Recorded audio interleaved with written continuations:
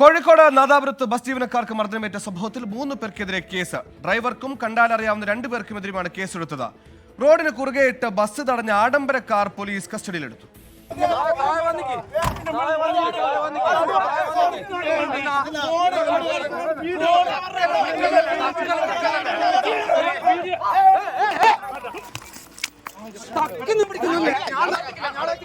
ഇന്നലെ ഉച്ചയ്ക്ക് ശേഷമാണ് വടകര തണ്ണീർപന്തൽ റൂട്ടിൽ ഓടുന്ന അശ്വിൻ എന്ന ബസ്സിലെ ജീവനക്കാർക്ക് മർദ്ദനമേറ്റത്.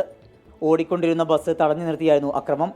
ഡ്രൈവർ ഹരികൃഷ്ണൻ, കണ്ടക്ടർ മിഥുൻ എന്നിവർക്കാണ് പരിക്കേറ്റത്. കാർ റോഡിന് കുറുകെ നിർത്തി പുറത്തിറങ്ങിയ സംഘം ഇരുവരെയും ആക്രമിക്കുകയായിരുന്നു.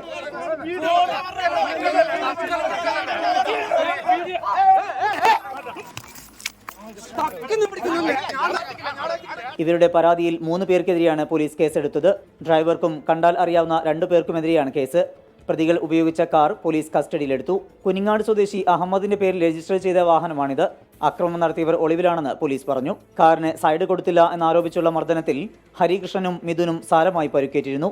24 കോഴിക്കോട്.